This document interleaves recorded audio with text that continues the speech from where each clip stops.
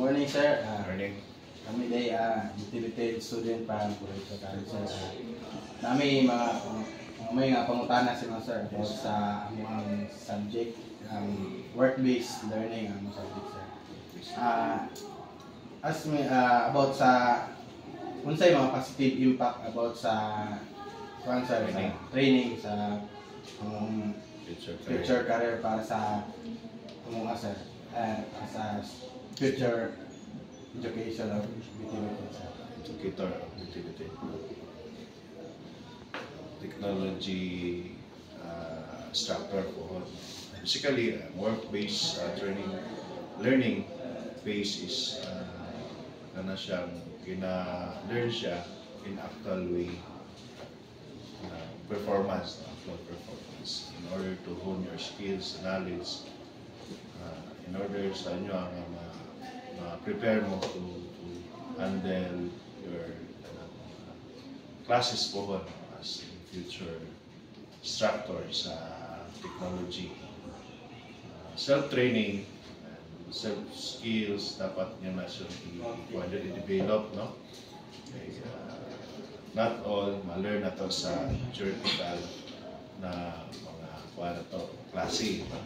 Pinaka-epektibo is you have to undergo actual training, exposure, industry exposure para at least you have an idea on how to perform the standard. Basically sa inyong field as activity sa inyong course. Pinaka-epektibo gina siya. Para at least na ma-apply knowledge, impart ko sa future students po sa inyong mga estudyante as instructor. So basically more on college perseverance and sa klase, focus, then you have to study and make mga challenges as a student, make it as your stepping stone to future success.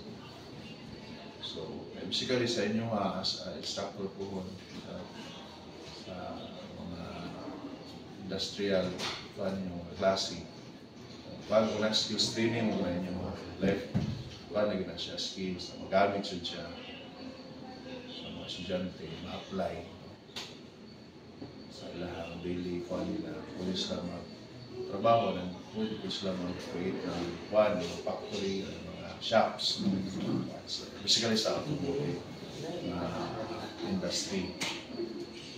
So, kaya siyang matabang. And then, as in future instructor, dapat inyo pong i-focus sa inyong study, sa inyong sa mga skills training. Normal lang ginagawa ng challenges sa life.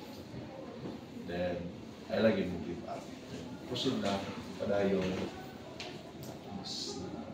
nga di na ito kalimutan na ito ang core value and the same time the mission and vision of our school. And then, pinaka-the vision or core value. So, part sa ito ang dito sa itong mission na ito, promote responsible stewardship towards social transformation, progress and sustainable development. Is a future educator po, mga teacher naman po. So, narito ng sustainable development progress. So, makatabang sa community na to, and then this community is sa nation as a whole, and even siguro mga sa expose ang atong student, even siguro sa mga outside, no, sa foreign mga countries. Diyan ang weekend sa inyo as educators. So, lang siguro, thank you and good morning. Thank you, sir.